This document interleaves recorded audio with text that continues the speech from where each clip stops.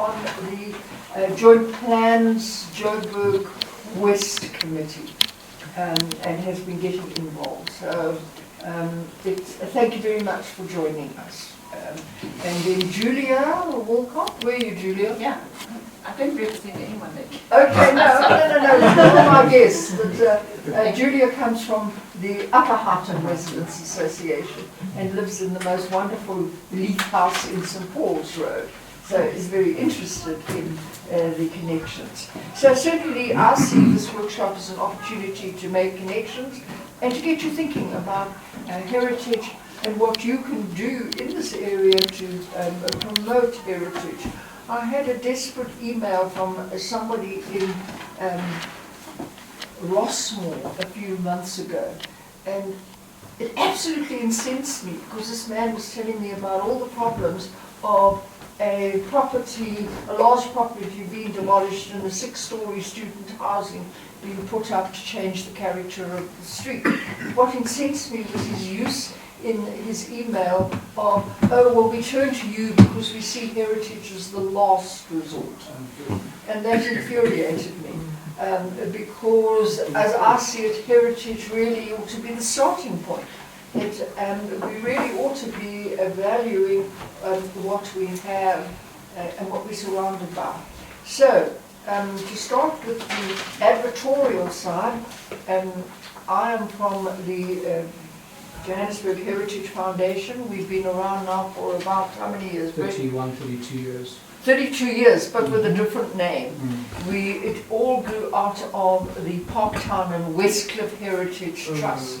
And we've grown into something very much more substantial. We have a membership of about 400 people. And these are people who care about heritage. We do many things. Brett is the chair. We cover education, we run tour programs, we do research, we are involved in the restoration of various churches, the most recent being St. John the Divine in Belgravia, the most beautiful Anglican church that dates back to 1904 in what is now a very poor area, but once a very wealthy area. We've been involved, most recent program has been a Friends of the Cemeteries program. And we've had Sarah Wellen take charge of that, and we've just run a very successful tour of the Braamfontein Cemetery. And we can get Brixton on the tour. No. The Braamfontein Cemetery for the Josie Walks, which is a JDA initiative, and this is like something that I would like to encourage you to put in a bid next year for the Johannesburg Development Agency have discovered heritage, and now once a year they're encouraging people to run tours, create and run tours of their areas. That's a good, and then so a very good initiative. Then we have the Joint Plans Committees. We have 3 Joint Plans Committees. And yes, Houghton has been involved. Dennis Whittaker's on the committee. And Natalie has joined the committee too. And this is the Johannesburg East. But we have Joburg West and we have the original Central Plans Committees. And the idea there, as I'm going to explain, is that we, as heritage interested people with some expertise and lots of experience, try to guide people who want to make changes to their houses.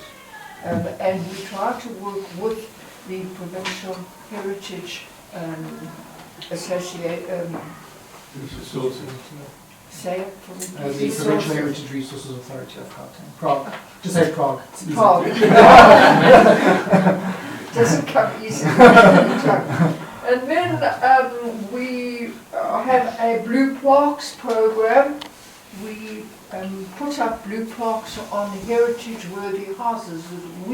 It's a civic initiative. It's not state-approved, but it does give some status. And we've just been discussing, Brett and I saying we're wanting to go and visit a house called Bear Lodge in Upper Houghton, which we think deserves a blue plaque, and we're discussing this, and there are all sorts of issues about how do you go about this. But I see loads of houses in Houghton.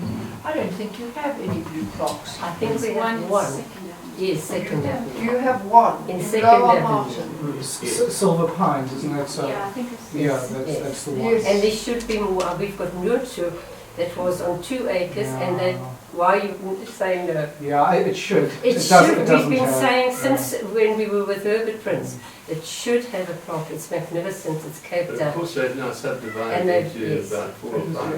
The Lipschitz house. Yes, that's right. So we're then also involved in quite a level of activism, because we do get involved in fights. And Flo Bird has got a reputation of being a very fussy fighter. She's really the person who initiated Heritage Organisation in Joburg. We're involved in Museum Africa because we're archiving the historic plans of the city at Museum Africa and cataloguing them. I'm hoping later this year, we've had one exhibition. We want to have other exhibitions of those plans. And I've already mentioned the cemetery. So we invite you to join Joburg Heritage. It gives you the advantage, because the next point I want to make is that we have a Joburg Heritage Foundation Resource Centre. We have a main office at Northwoods, which is run by Ira Bond, and then we have a excellent library and resource centre. Now what we're trying to do there, and this is where you come in and into the picture, what we're trying to do is to document every property in Joburg. Now that is an enormous task, and to photograph it, label it, and if you take a look at the forms that I have right here, for example, here is, well, you won't have this in front of you, but this is an example. I'm researching, I'm interested in Hoskins, and then this was the information. What we have is a cover page. Every property has a folder like this, kept on record, and it is then recorded. The name of the building, did it have another name, where's the street address, what's the stand number, has the stand number changed, what's the township, who's the architect, the original owner, when it was constructed, anything about it that we can put down on the sheet. We try to give something of the site history. Site history, very often the valuation role, by going through those details. And then we put in as much information as possible, followed by a photograph. So the bottom half of the page is left for a photograph. But into the packet then goes also adverts, for example. Anything that has been, this is a piece from Shorten on the Alliance building. What has there been built since? So even if a property is demolished, it might have some information, because we would say demolished. And so that is what we are trying to document. Brett, you want to do? Yeah, sure. So, I mean, the question you may ask is, why do this? And what we find is, when you get into a heritage battle, often decisions are taken on the basis of ignorance, of no information whatsoever. And the fact that something has been documented, we've given an assessment, we've determined what value it has, often gives weight to a heritage argument. And if it's in the public domain, which this is, by the way, so Kathy has shown you a cover sheet, but every one of these cover sheets then gets digitized. It gets put into an index. So for example, and I've sent it to Colin. So Colin, it's a work in progress, but for every single property, we speak about township, we speak about stand number, we speak about streets, etc. You can do a quick search on that, and you can have a look at a quick grading, and then if there's more information, then it goes directly to that. And by the way, that information is in the public domain. So nobody can plead ignorance. It's there. The value is documented and it's understood. I want to add that the reason too for doing this is that we get to the point where we have a committee of a couple of architects. I'm on this committee and we have the material prepared for us. We will meet of an afternoon and we will give a grading to the property based upon the information. So Johannesburg Heritage has its own grading process. We're well aware of the national, perhaps I should actually also explain that before 1994 you had a national heritage approach. After 1994, most things that were in national fell into provincial. So, and that then enhanced the emergence of, under its legislated, the Gauteng, the Provincial Heritage Resources Authority of Gauteng. But it does have some status to have a property given a heritage grade.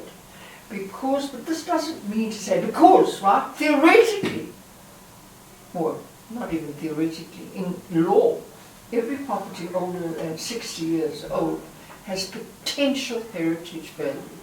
And you have to go through a process before you can demolish it. And what I have given you then is something that was drawn up by Brendan Hart and Jasmine Mayott, the National Heritage Resources Act for the homeowner. And this kind of gives you just a rough guide, a very simple guide to saying how do you get involved and what do you do and what it requires to be done. So it's an easy and ready how to do guide. But the idea of a grading is that people know where they stand, and it's something that can be referred back to. We may say, yes, it's got an A grading, and it can't be touched, absolutely under no circumstances. And it can go all the way down to a D grading, or we might end up saying, and a D means effectively we're not too concerned. So just because something is 60 years old plus doesn't mean to say that it has heritage status. It's old, but people often say, oh, my house is more than 60 years old, it has heritage status. Well, yes or no. We need to determine that, which is why there is a process. It doesn't mean to say that you cannot demolish something older than 60 years old.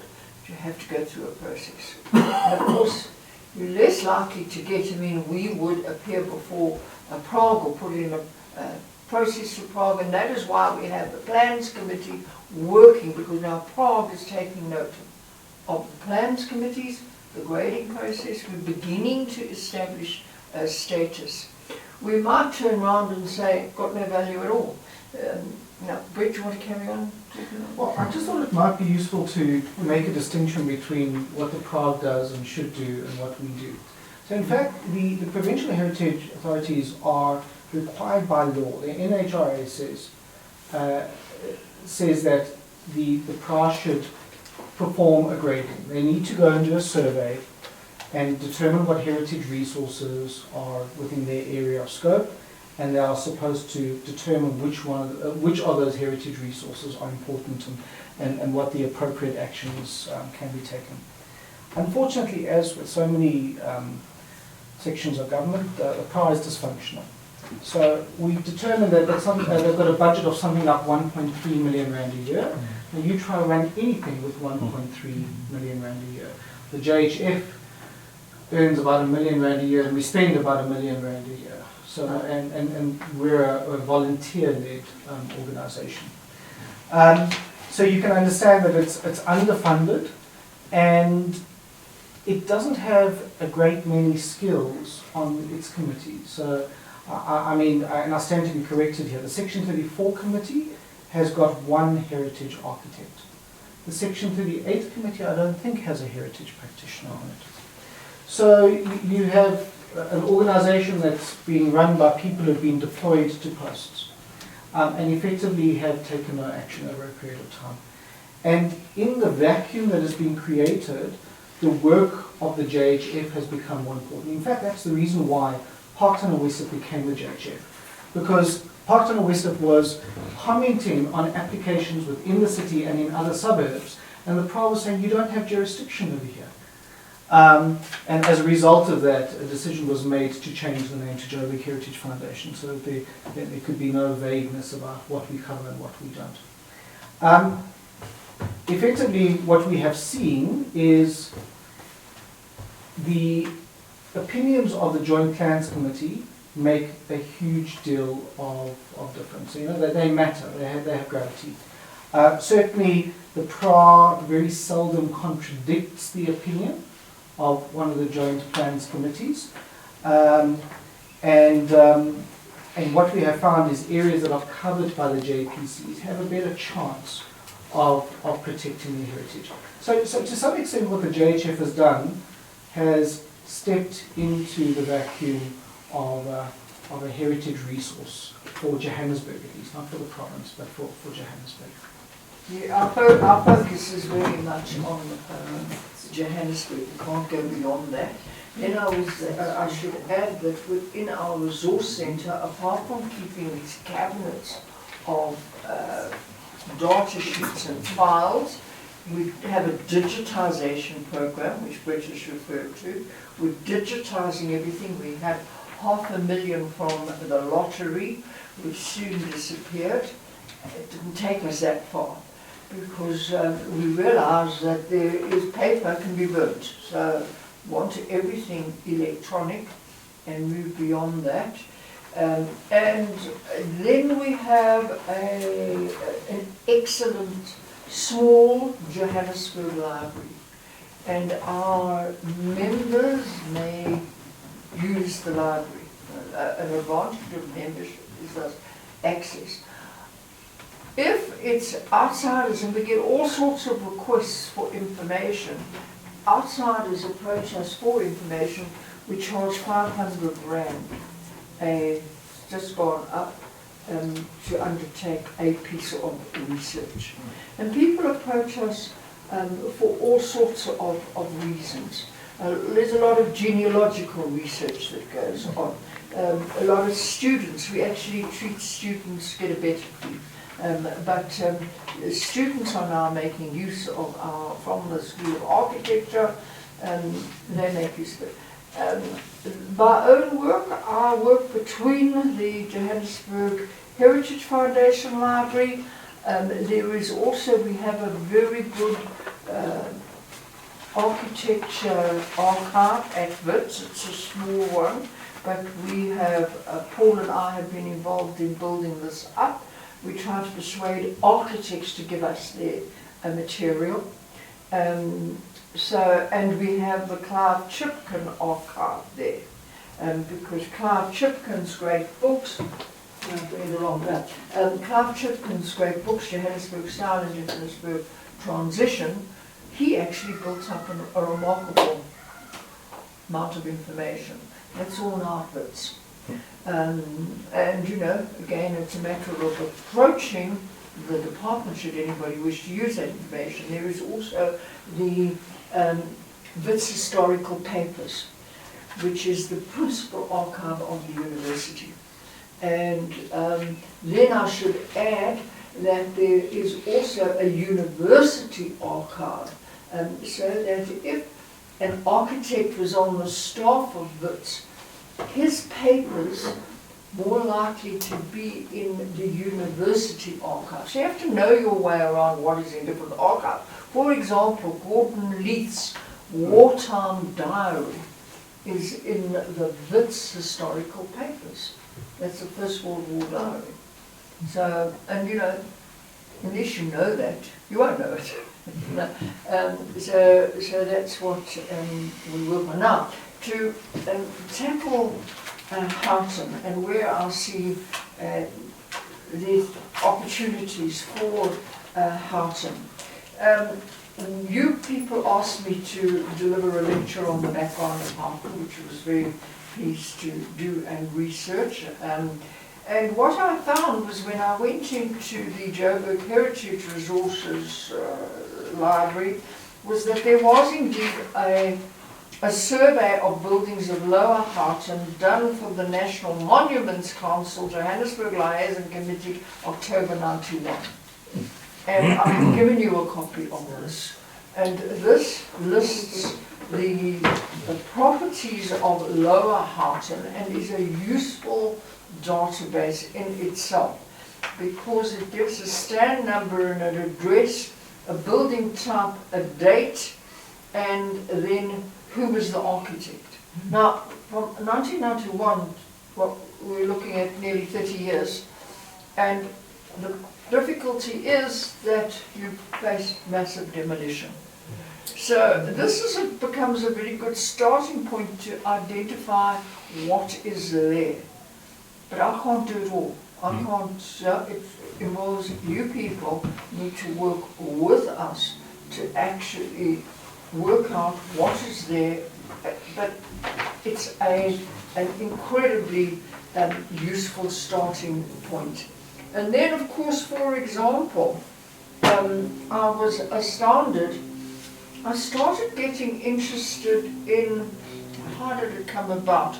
Oh yes, this is the next thing to tell you about. In 19, just I think it's actually, is it 37? 47. This 47, I was going to say it's after the Second World War. Yes, yeah, published 1948. This is, there are a series of 3 volumes. This was a project started by a man by the name of Alistair Macmillan. He had a young Eric Rosenthal working for him. It was a commercial enterprise. Alistair Macmillan published books on all sorts of places all around the world. And the idea was that it was a kind of a combination of advertising and interesting data. And in the 30s, he produced a book called The Golden City. And then, unfortunately, he died suddenly. It was left then to Eric Rosenthal to put it all together. And then after the Second World War, Rosenthal brought out, he said, compiled by the late Alistair Macmillan, brought to completion by Eric Rosenthal. And the idea here was, of course it's a tribute to Macmillan, and included all of the old chapters from the previous book, but it also, and this was the sales point, it also then had on every second page a double-page spread of photographs of houses of the time. Beautiful. Right? Now, the value of this then, or the lack of value of it, is that it shows you a house.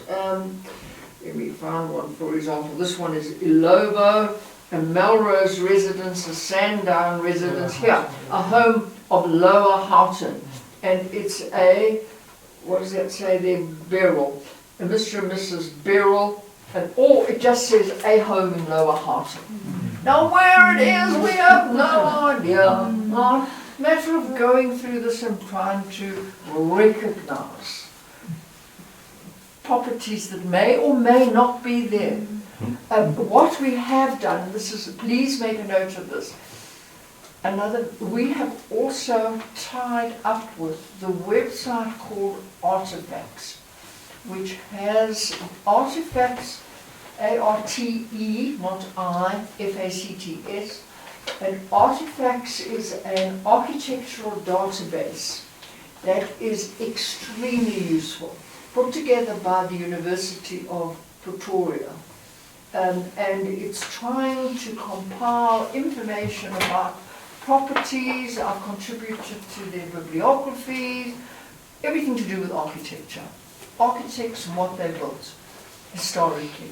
Not always accurate, I found some errors. But now, okay, I get back to my interest. I found in this book, right, that one of the things it's got an index here, carries an index at the very end. And of course it has all the names of the people whose houses appear in this book.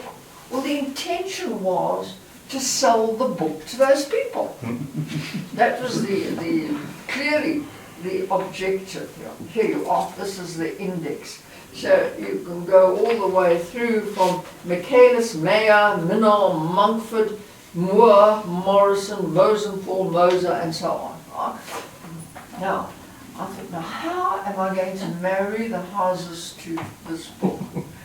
I'm not doing very well. I've recognized, I live in Observatory, I've recognized a few houses in Observatory. I've been able to, because I've seen them, I know them.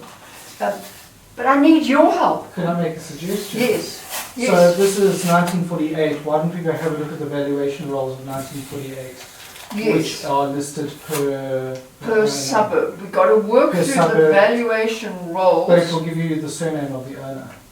Yes, but you can't. The problem is you don't know the stand.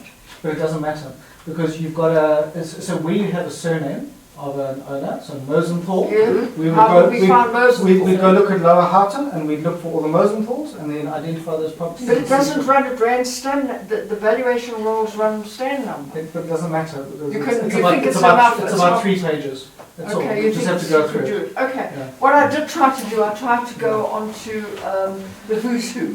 Didn't really succeed. But right now, this is the interesting story related to today. I was interested in the Suzman House, and I said to Mary Boyes, who's my great colleague at the Resource Centre, she's a lovely librarian, volunteers her time. I said, what can you tell me about Suzman houses in Lower Houghton? And as a result, came to Collins House. Right? But it had nothing to do with this, the Betty Suzman in the book. But what Mary had produced for me was all the information that she had on your house. So that's an example of what one can find and identify fairly easily. And, you know, because we're such ferrets, we do look very carefully. So there are all sorts of possibilities. I haven't done anything with this about the obituary of Saul Suzman, and of course it's the tobacco family. And of course the interesting thing is that during the Second World War it was used as an auxiliary to the Lady Dudley. Who remembers where the Lady Dudley nursing home was? Right? Well, this was the auxiliary hospital. And Jack Penn. So that is an example of actual things that one is doing. Then, I mean, very ambitious, right? So I've actually photocopied, well that's my own lecture, but I have photocopied all of the photographs that had anything to do, here, Homes of the Golden City. I photographed every page that has a Houghton connection here. Fantastic. Which is for you. Yes. As a group. It's fine, you can work on it. Now, Upper Houghton is way ahead of Lower Houghton, in as much as Upper Houghton in 2007, and this is available online, That was Bosso. commissioned He was Rocco part of it. Bosman Yeah. to do this research into seeing Every house. Houghton as a whole, which is why I think you need an architect like Paul. This work can only be done by an architect who knows what they're talking about. To in this instance, survey it, try to group the houses together, give some examples. Right? Excellent report, although hand it to the architects and they say, oh, Kathy, you don't think that's a wonderful report. There's this and this and this wrong with it. And you say, no, I actually think it is a pretty good report. But it's got all sorts of possibilities. In other words, an opportunity is here to document what you have.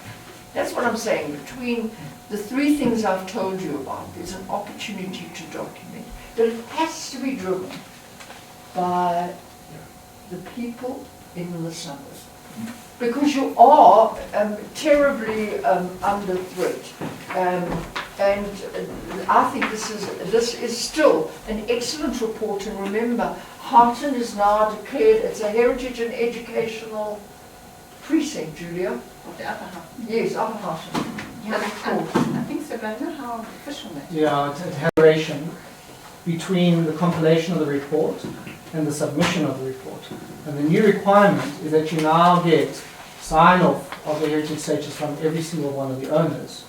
And it seems You're like not Upper gonna get Harton that. didn't want to, well, I think that, you know, if there's a dissenting voice, that's okay. But the work to do that has not been done by Upper Harton. To take it Something to for the you to next consider. step. Yeah. To take it to the next step. Yes, but then, for example, you know, that one, it's a rather, Thank you.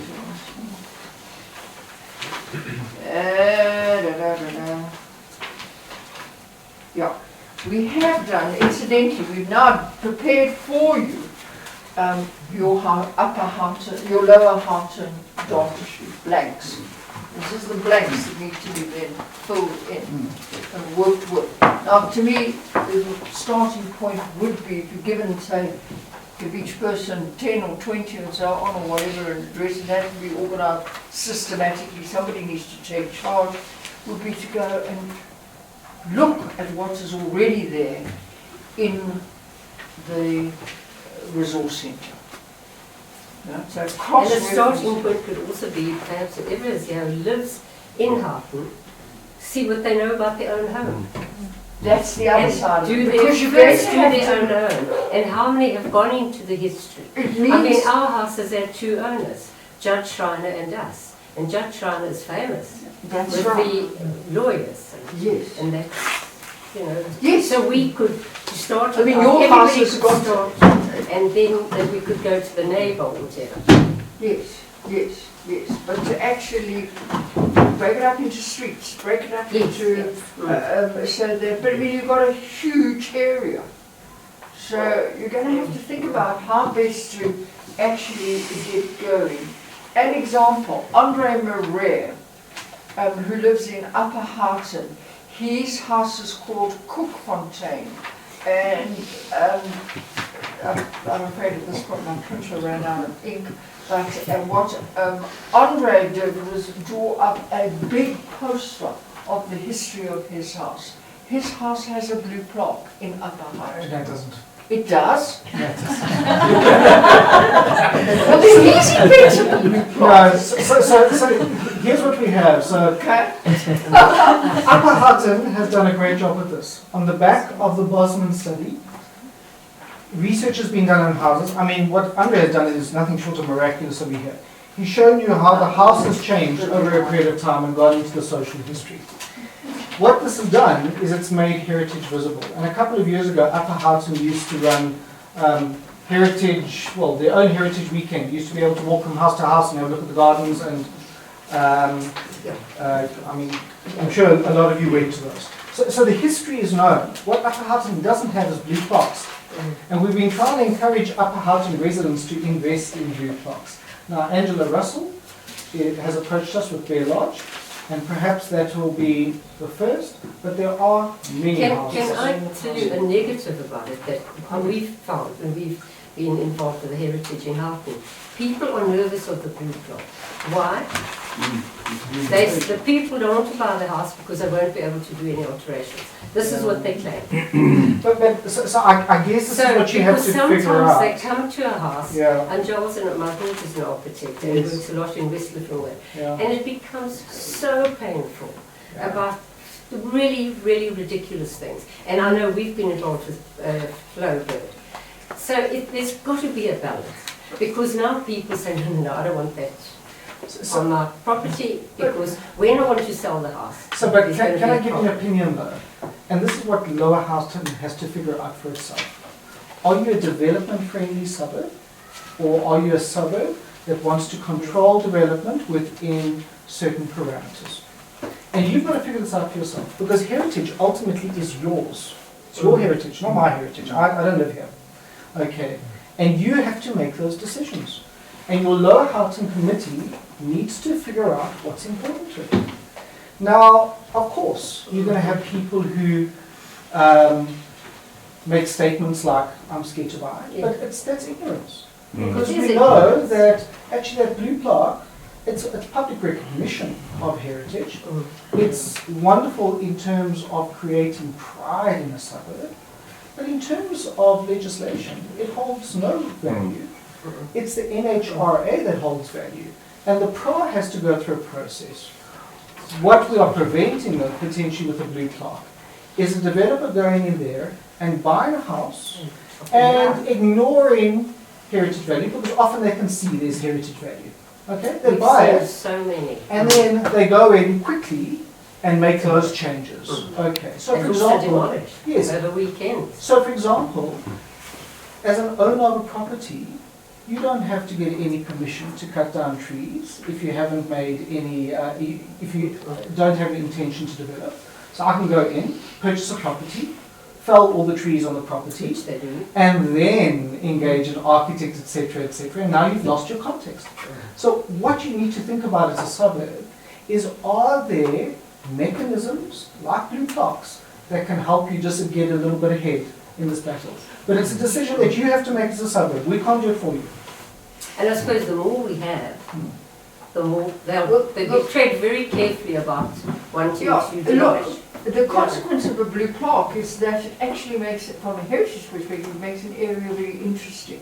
A couple of years ago, I did a walk around Parktown West for our, we have a weekend, a heritage weekend, and that was one of the tours that we included.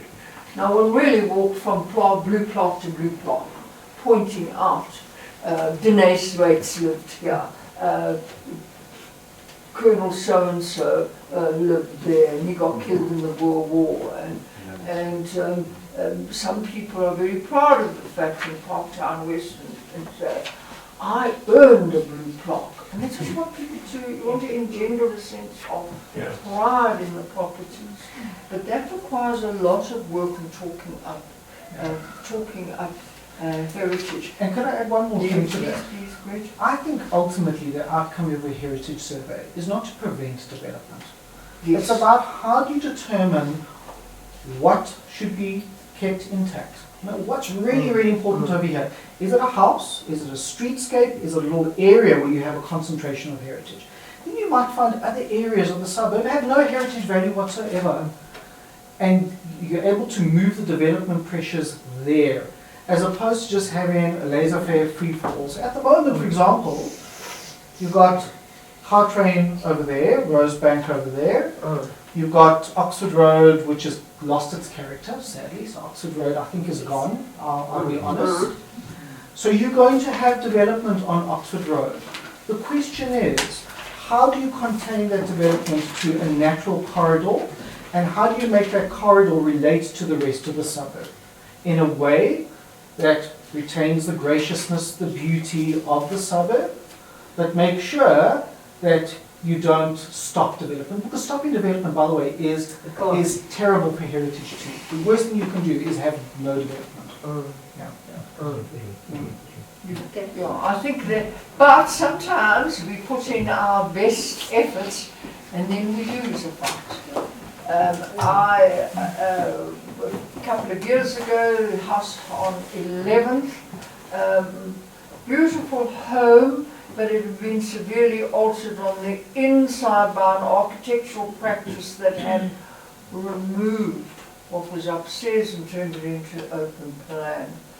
Downstairs there were some heritage features which were worth keeping, but we had a team of us come in, and at the request, in fact, of the heritage consultant that the architect had employed, they had gone through all the processes, and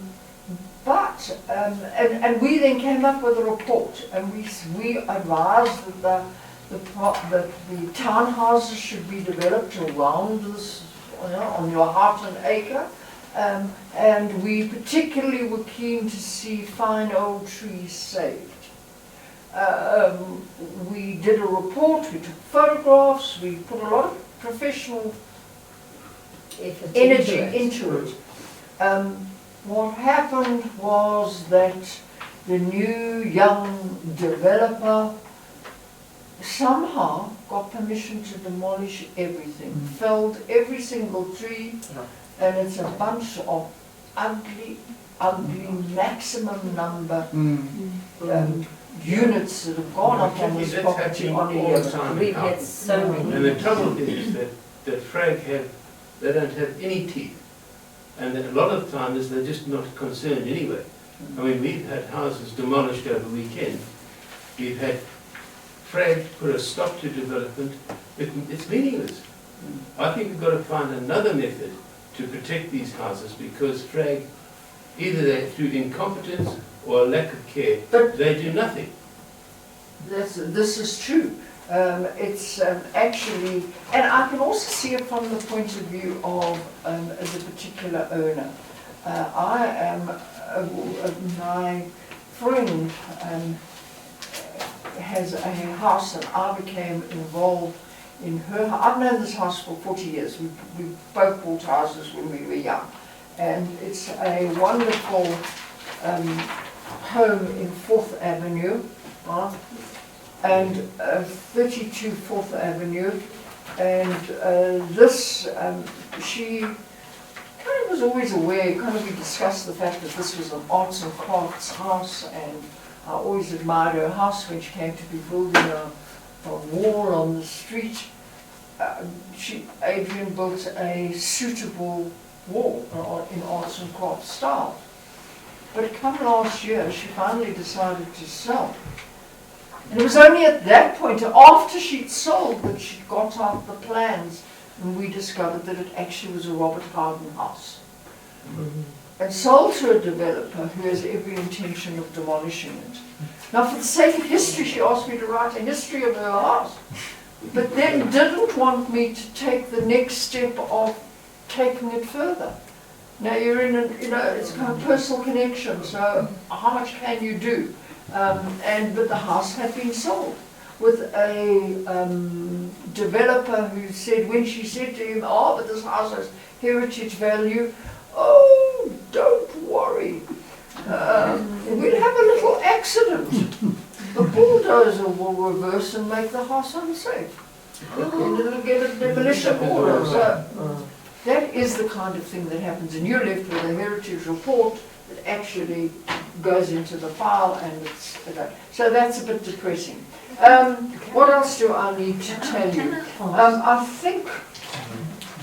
Sorry. Sorry, I want to ask. You've given us wonderful information, but not exactly sure how to use it. So, what should we actually do? I've explained to you what you can do. You've got to organise yourselves into deciding how you're going to do it. That you've actually got to survey your own suburb. So could I make a suggestion in terms of a plan of action? Yeah. So the starting point is the survey form over here. So I think a couple of copies have gone around. And effectively what the survey form contains is factual information. Okay, so there's no subjective criteria that is included in this. So all of us have the ability to do this. It's about understanding what the sources of information are and how you could apply those. So I like Kathy's suggestion of figure out where you're going to start. And perhaps what I would do if I were you is, if you're going to have a core of 5 or 10 people, why don't you just all start on the same street? You can support each other, you're going to figure out, Your own home. and we'll start with your own home, absolutely. And then what did you say? What do we do? Take the plans? No, I just said, if when you do your report, perhaps if you've got the plans, you could have them scanned Absolutely. and printed on A4 as part of that, because at least you'd have the architect's Sure. Absolutely. name. But I mean, I'm just thinking, if I was you with this nodal development, I would start on 8th Street, because I think those are the houses that are most vulnerable. Yeah. To And Glengrove development too. and Glengrove, yeah. Yeah. So if So you that's a start good there idea. and then work down. Look down, yeah. That's a good point. Sure, but effectively, so Angela, you've mentioned the plans. Plans are great. So if you've got plans, that's fantastic. If you don't have plans, you can get them from the city. Yeah. So it's not that difficult. It takes you going into Braamfontein, 6th floor, and I've always found them quite friendly. Then the next point of reference, I would say, is the valuation rolls. Now, we have made photocopies of all the valuation rolls, and the valuation rolls are in our research center. And what the valuation roll tells you is the owner at a particular date of use for valuation. So if it was the township company at the beginning, or the next owner, etc., etc. So it will give you a sense of potential social history, and perhaps some of those names are important. And then the valuation itself gives you an indication of when the house was built. Because initially you'll just see a valuation for land, and then all of a sudden you'll see it spike up when a dwelling is built on it. And that will give you a clue. So if you don't find the plan, which will tell you 1934, then you can have a look at the valuation rolls between particular dates, and you can make a guess where that was done. And then, of course, the survey that you have sounds like it's done a whole lot of work really. So that information could be used to complete that form too. And then the really important part is, can you get a good current photo of the house? Because that's going to help us determine whether we should make a further visit, okay, and do a bit more investigation. And if there are any historic photos or any historic drawings that you can obtain, that's very useful too. I think that what we need is a little, even a single page, step by step, like instruction. Go to this building, because you mentioned a building that I've forgotten it already. Go to this building. This is who you will speak to. This is the phone number. Do you need to make an appointment? Then go there, then go there. And even a photograph. Is a cell phone photograph adequate? Where do you record that? Where do you send that to? Well, I've explained. It's all going to come, my advice is it's going to come into Joburg Heritage, ultimately. But you want to see, really, in effect, set up to send it. What format photograph? Okay. Do you want? Okay, I think you make a good point. Sometimes we live in this world and we make assumptions. So I tell you what, I will draw up a one-pager that gives you a step-by-step process. Okay. That will tell you how to complete that form over there. And then on the basis of that, then we can determine what the next steps are. Because effectively, all that does, it gives you an inventory of a property, the objective aspects. What's really important in heritage is actually the subjective factors, which is where you need a group of people who have some knowledge, experience in architecture, in history, in assessing cultural significance. Okay, so I mean, for example, Catherine mentioned Paul, somebody like Paul, and a committee of people potentially to help you determine what a potential grading could be. Okay, so now you've got a whole lot of houses that were built between 1931 and 1939, which is probably what you're going to find in most of Houghton. What are the important ones? What are the ones that you're not going to budge on? Why are they important? How do you create an argument that backs up that importance? And that's the next step. But I don't want to get there yet. I think that we have to start with the inventory and then move to assessment. Yeah, I think that's right. One of the problems for Houghton, which I mentioned in my lecture, is that, remember, JCI kept on selling land different dates, right? So we do have, right, the valuation roll, right? We just had a valuation done for Joburg. This goes back in time, 1904. So this has been photocopied. It's all in our files at the resource centre. I should tell you that each suburb has a preliminary file with the general information about the suburb. And so you do have the valuation rolls as a reasonable starting point to begin to build up a picture. But it actually does involve engaging with it. It's not going to, but you've got to. In fact, I think it's really doing it street by street. You need, by the way, what you really need, I mentioned this to Natalie, your cadastral map of your stands. What's the What's cadastral the map? numbers? In other words, the cadastral map gives you the stand numbers. It's very easy to get. As originally Get it on the internet. arranged. But the only thing that I would say is that you need an historic one and then you need a modern Can you one. get it? So Windy can give you a modern one, Yeah. which is easy and it's free actually. But the historic one will help you go back to the evaluation wall. Because where properties have been subdivided or consolidated and re-subdivided, they're often given new earth numbers. So it's difficult to match them. Yeah. Can I ask you something? We actually started Heart and Heritage Trust, and About 15, we were 18 so years ago. demoralized because I think if people living in Houghton need to realize that no one got involved at that stage when all the demolition was starting. I agree with you, I don't actually live in Houghton. The Houghton people have to get serious about their heritage, and up to date they haven't been, and that's why there's been mass demolition. If you say to people, come, we're going to this house, we're going to the owner, we want to put a stop, you don't get a lot of, well, we didn't got any support, and we just saw house after house being demolished. And I would like to know, how are some suburbs so much more successful? Developers are scared to go into Westcliff, Parkview and Parktown because those heritage organizations are so strong. And I don't know how they've managed to do that. And maybe it is because they've got all the blue plaque houses. Yeah. That's probably. So Or maybe they're smaller. Afterwards. yeah, the blue parks came off. Yes. But maybe They they're did. smaller. But Houghton is so big. Yeah, that is a problem of Houghton, It's and very very hard. different in character. So And you know, the golf courses is one development. I mean, I talked about that as to how that You happened. can see the size of it just from the And back there are of differences of opinion as to, all of this. and you have two golf courses, you know, you've got the schools, you've got, it's a lot of, it actually, and the stands are large. Oh, another point we made about Houghton is that before there was any interest in heritage, because people in this area are affluent, people altered their houses to make their houses modern. So they updated their houses. Now that affects what we call integrity of the house. You destroy the integrity, or it was destroyed in the past, it also destroys the heritage value.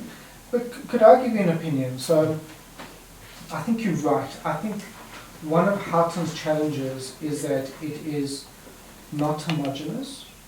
So it's sometimes difficult to develop a sense of community in Houghton.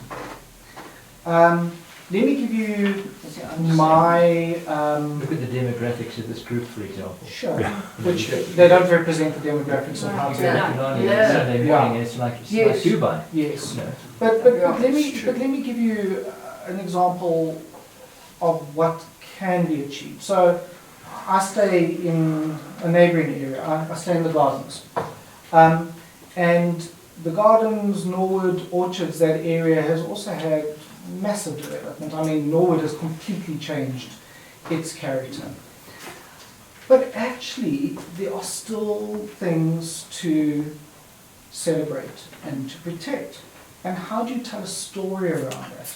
So when I moved into my house, which I discovered has heritage value after I'd moved into it, so I didn't know that when I bought it. I found out about its history, started doing some more research, started publishing. And that became one of the ways that the Norwood Orchards Residents Association drove engagement in its own community. So it was around the storytelling aspect. And there are many facets to heritage, by the way. So it's not just architectural. So we all love the architectural, lovely big houses and big stands of trees. It could be social history. So in Norwood Orchards, the Gardens, it's political history. It's the struggle in the suburbs that took place in that area because it was a cheap area in the 1950s and the struggle activists could afford to live there. And it's not always around maintaining architectural integrity, but you've got to figure out what is important to this area and how can we influence it in a certain way that still protects the things that make this area unique, that give it a sense of place, while allowing development. And I think that to some extent we have been successful over the last 5 years. So this is a 5-year story. So all is not lost. You have the ability to start now. But you've got to figure out how you do that. And it is by starting with people who are like-minded and then spreading that message outwards. That's why I love blue plaques, by the way, because blue plaques are public engagement.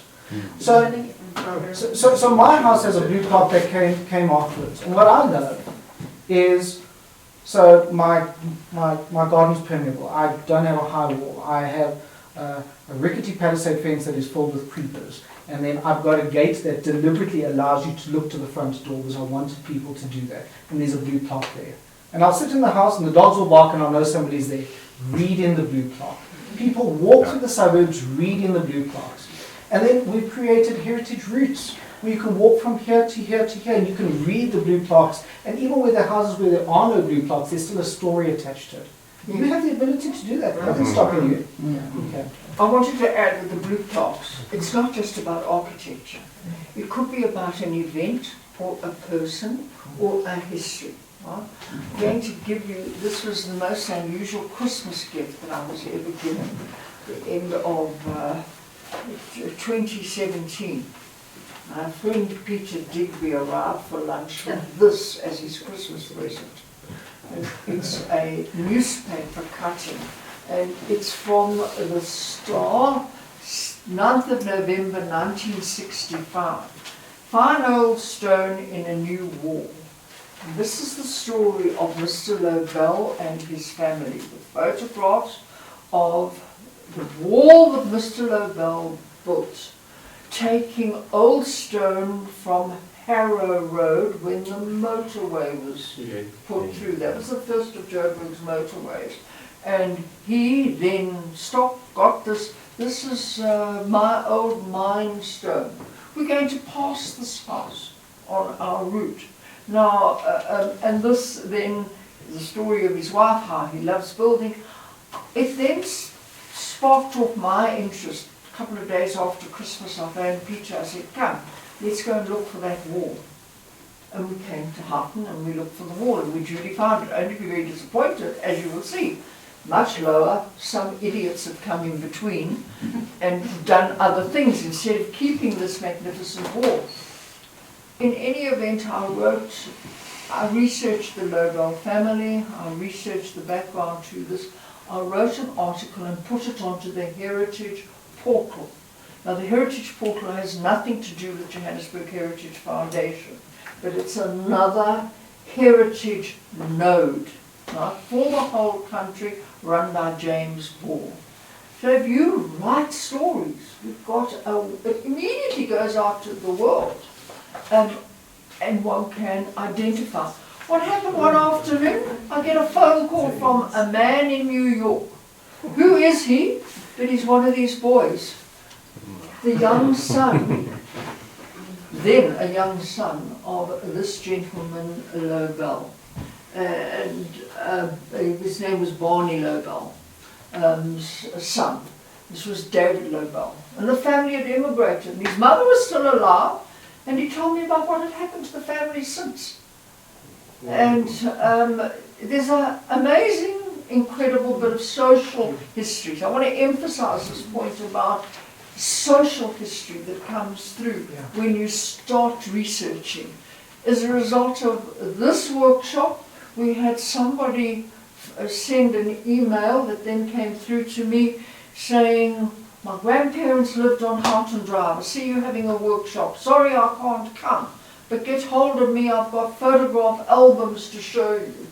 And my grandfather was at King Edward School in 1914, enlisted. He survived the First World War, but his best friend didn't. So naturally, I've got to respond and get hold of it. That's how it goes. And Houghton's got a great story, Lower Houghton. I mean, you've spoken about Judge Schreiner. Yes. Anybody who was successful in business lived in Houghton in 1930 between the 1970s.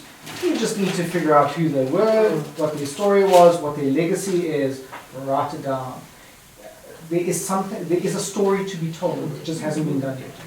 So I think if we can, really to conclude this formal part of the workshop is to say, you have a story, you need to capture it. I can help you, I can't do it for you. It's just too big a job. So Brett, you can One get out a person. little list. I can guide you, I can say do this, do that, whatever, but I can't do it for you because my interests go in other direction. And of course I must tell you there's huge interest now in Joburg. Before we end, we have available, this is a that's Mark Tiller's book we have available and get signed by Mark. So we've got these connections to get things signed for people. And then I've just found they still have copies of this book and they're still prepared to supply it to me. So anybody wanting to order any of these books, we've still got Gandhi's Joburg. What else do we have? We have the Dale Lace book. We've got Lionel Phillips's memoirs, which is because we were given a very nice number. No, there's... That first one you put down there, how much is that one? And have you still got copies of that, the bottom one? The bottom one. This one is 275 Rand, signed by the author from Joburg Heritage, 330 for a hardcover. So it's a compilation of, it's a bit of a con. Buy it anyway.